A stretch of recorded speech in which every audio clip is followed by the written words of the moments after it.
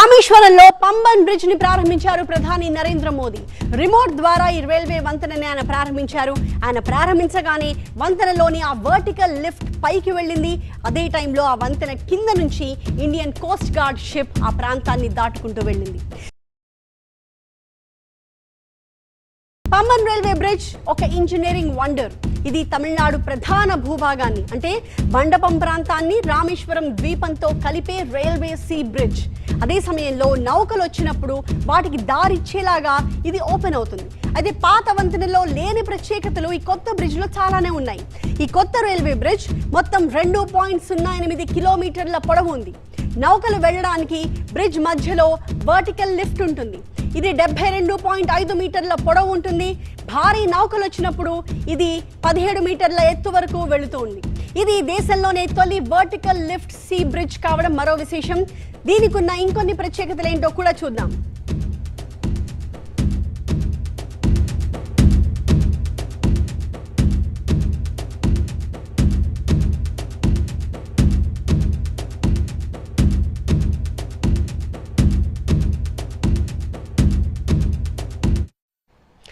వందేళ్ల పాటు కొత్త వారధి సేవలు అందించబోతోంది. పంబన్ బ్రిడ్జ్ తో 150 కిలోమీటర్ల దూరం తగ్గిపోతుంది. వర్టికల్ లిఫ్ట్ బరువు ఎంతో తెలుసా? 66 టన్నులు. సముద్ర గర్భంలో ఇందుకోసం వేసిన పిల్లర్లు 38 మీటర్ల లోతు వరకు ఉంటాయి. ఈ పిల్లర్ల కోసం మొత్తం 5772 టన్నుల స్టీల్ ని వినియోగించారు. ఇక వంతెన నిర్మాణం కోసం 4500 టన్నుల స్టీల్ ని వినియోగించారు మొత్తం వంతెన కోసం. అలాగే 3.38 లక్షల సిమెంట్ బస్తాల్ని వాడారు.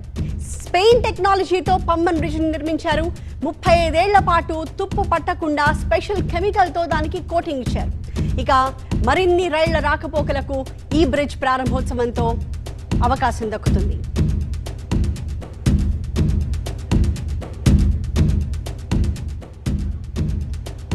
పాత వంతెనలో 16 మంది సిబ్బంది 45 నిమిషాల పాటు చట్రం తిప్పితే 2 భాగాలుగా రెక్కల్లాగా అవి పైకి లేచేవి. అయితే కొత్త వంతెనలో కేవలం 5 నిమిషాల్లోనే 66 టన్నుల బరువున్న ఆ 72 మీటర్ల భాగం మొత్తం కూడా 17 మీటర్ల పైకి లేస్తుంది.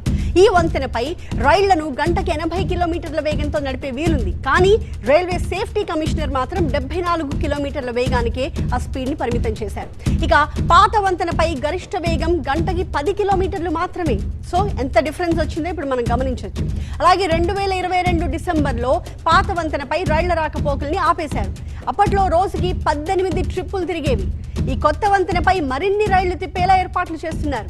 ఇక లిఫ్ట్ టవర్లకు సరిసమానమైన బరువు తూగే భారీ స్టీల్ దిమ్మెల్ని 2 వైపులా కౌంటర్ వెయిట్స్ గా ఏర్పాటు చేశారు.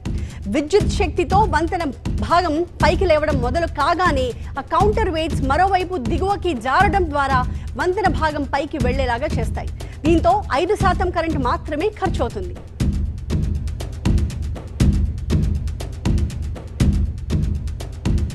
పంబన్ బ్రిడ్జ్ ప్రారంభోత్సవంతో పాటుగా తమిళనాడులో 8300 కోట్ల అభివృద్ధి పనులను ప్రధాని మోదీ జాతికి అంకితం చేశారు. పంబన్ రైల్వే బ్రిడ్జ్ 21వ శతాబ్దపు ఇంజనీరింగ్ అద్భుతమని, ఈ రైల్ రోడ్ ప్రాజెక్ట్ తమిళనాడులో కనెక్టివిటీని పెంచుతుంది అని చెప్పారు ప్రధాని నరేంద్ర మోదీ. ఆయన రామేశ్వరం ఆలయాన్ని సందర్శించారు. రోడ్ షోలో కూడా పాల్గొన్నారు. పంబన్ బ్రిడ్జ్ దేశంలో విలక్షణమైన వారధి. ఇది దేశంలో ఇంకెక్కడా చూడని వంతెన. ఇది రామేశ్వరానికి వెళితే ఖచ్చితంగా చూడాల్సిన ఇంజనీరింగ్ అద్భుతం. ఇది 2 కిలోమీటర్ల పొడవైన ఈ అపురూప వంతెన ఇప్పుడు మరికొంత కొత్తగా అధునాతంగా తయారైంది. ఇవాళే శ్రీరామనవమి నాడు పంబన్ సైరన్ మోగనుంది. రామేశ్వరాన్ని దేశంతో కలిపే కొత్త వారధి ఈ వర్టికల్ బ్రిడ్జ్ ని దేశ సారథి ప్రారంభిస్తారు. ప్రధాని మోదీ ఓపెన్ చేసే నయా రైల్వే బ్రిడ్జ్ లో అడుగడుగునా విశేషాలే. పంబన్ రైల్వే బ్రిడ్జ్ దేశంలోనే కాదు ప్రపంచ వ్యాప్తంగా ఫేమస్. ఇది తమిళనాడు ప్రధాన భూభాగాన్ని రామేశ్వరం ద్వీపంతో కలిపే రైల్వే బ్రిడ్జ్. అదే సమయంలో నౌకలు వచ్చినప్పుడు వాటికి దారి ఇచ్చేలా ఓపెన్ అవుతుంది. అయితే ఇది కట్టి 100 ఏళ్లు దాటిపోవడంతో పంబన్లో కొత్త రైల్వే బ్రిడ్జిని నిర్మించారు. ఇంజనీరింగ్ వండర్ గా నిలుస్తున్న ఈ కొత్త రైల్వే బ్రిడ్జ్ మధ్యలో నౌకలు వెళ్లేందుకు వర్టికల్ లిఫ్ట్ ఉంటుంది. ఇది 72.5 మీటర్లుంటుంది. నౌకలు వచ్చినప్పుడు 17 మీటర్ల ఎత్తు వరకు వెళ్తుంది. దేశంలోనే తొలి వర్టికల్ లిఫ్ట్ ఉన్న సీ బ్రిడ్జ్ ఇది. భారీ నౌకలు కూడా సునాయాసంగా వెళ్లేలా దీనిని నిర్మించారు. ఈ వంతెన పొడవు 2.08 కిలోమీటర్లు. పంబన్ నయా బ్రిడ్జ్ ని స్టెయిన్లెస్ స్టీల్ తో నిర్మించారు. తుప్పు పట్టకుండా స్పెషల్ కెమికల్ తో కోటింగ్ వేశారు. 535 కోట్ల రూపాయల వ్యయంతో దీనిని నిర్మించారు. పంబన్ పాత రైల్వే బ్రిడ్జి నౌకలొచ్చినప్పుడు 2 భాగాలుగా ఓపెన్ అయ్యి ఆ నౌకలకు దారిస్తుంది. అయితే ఈ కొత్త రైల్వే బ్రిడ్జి మాత్రం నౌకలొచ్చినప్పుడు లిఫ్ట్ లాగా పైకి వెళ్తుంది. ఇవాళ మధ్యాహ్నం 12:45 పంబన్ నుంచి రిమోట్ నొక్కి వంతెనను ప్రధాని మోదీ ప్రారంభిస్తారు. ఆ తర్వాత రామేశ్వరం నుంచి తాంబరానికి ప్రత్యేక రైలు పరుగులు తీస్తుంది. అనంతరం ఓ కోస్ట్ గార్డ్ షిప్ ఈ బ్రిడ్జి కింద నుంచి వెళ్తుంది. ఎన్నో వింతలతో రెడీ అయిన వంతెన మళ్లీ కొత్తగా పలకరించేందుకు సిద్ధంగా ఉంది. అదే కొత్త పంబన్ బ్రిడ్జ్. ఇంకొన్ని గంటల్లో శ్రీరామనవమి పర్వదినాన ఈ బ్రిడ్జ్ ని జాతికి అంకితం ఇవ్వబోతున్నారు ప్రధాని మోదీ. మరి పంబన్ ప్రత్యేకతలేంటి?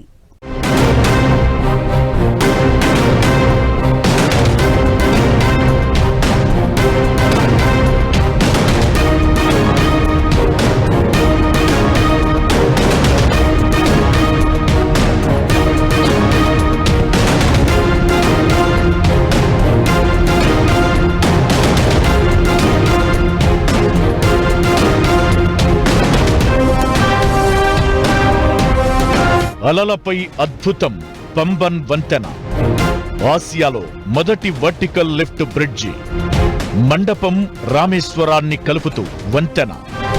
17 మీటర్లు నిటారుగా లేచేలా నిర్మాణం. భారీ ఓడలు వెళ్లే వీలుగా నిర్మాణం. మరికొన్ని గంటల్లో జాతికి అంకితం. పంబన్ బ్రిడ్జ్ మరిన్ని ప్రత్యేకతలేంటి?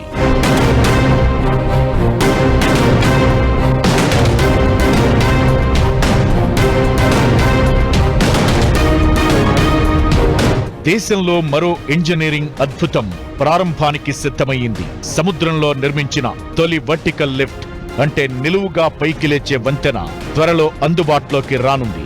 భారీ పడవలు వెళ్లటానికి వంతెనలోని 73 మీటర్ల పొడవు, 660 టన్నుల బరువున్న ఒక భాగం అమాంతం 17 మీటర్ల ఎత్తుకు లేవడం దీని ప్రత్యేకత. తమిళనాడులోని మండపం నుంచి రామేశ్వరం దీపాన్ని కలుపుతూ అత్యాధునిక హంగులతో దీన్ని నిర్మించారు. 111 ఏళ్ల కింద ఇక్కడ నిర్మించిన పాత వంతెన కాలం తీరిపోవడంతో దాని పక్కనే కొత్త వంతెనను నిర్మించారు.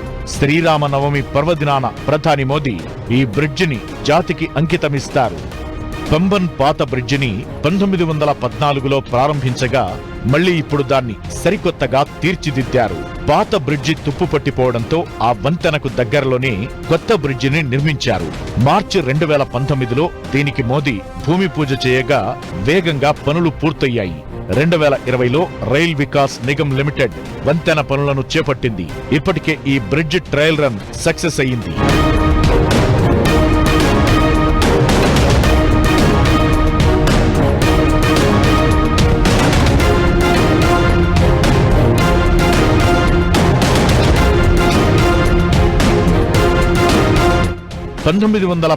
లో అప్పటి బ్రిటిష్ ప్రభుత్వం తమిళనాడులోని మండపం నుంచి రామేశ్వరం దేవి ప్రారంభ చోటు అయిన పంబన్ వరకు వంతెనను నిర్మించింది. పడవలకు దారిచ్చేందుకు వంతెన మధ్యలో రోలింగ్ లిఫ్ట్ ఏర్పాటు చేశారు. మధ్య భాగంలో వంతెన స్పాన్లు విడిపోయి ఉంటాయి. సిబ్బంది వాటికి ఏర్పాటు చేసిన చట్రంలో ఇనుప కమ్మీలతో తిప్పగానే ఆ 2 భాగాలు రోడ్ లెవెల్ క్రాసింగ్ రైలు గేటు తరహాలో పైకి లేస్తాయి. దీంతో పడవలు ముందుకెళతాయి.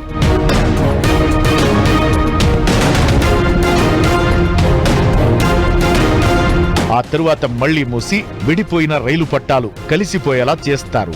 సముద్రపు నీటి ప్రభావంతో ఈ వంతెన తుప్పుపట్టి వీకయింది. దీంతో రోలింగ్ లిఫ్ట్ కు బదులుగా వర్టికల్ లిఫ్ట్ తో కొత్త వంతెన నిర్మించారు. అద్భుతం అనే రేంజ్ లో దీన్ని డిజైన్ చేశారు. వంతెన మధ్యలో ఈ లిఫ్ట్ లేకపోతే రామేశ్వరం దాటిన తరువాత ఉన్న మన దేశ చిట్ట చివరి భూభాగం ధనుష్కోడి అవతలి నుంచి నౌకలు తిరిగి రావాల్సి ఉంటుంది. దీంతో 150 కిలోమీటర్ల అదనపు దూరం భారమవుతుంది.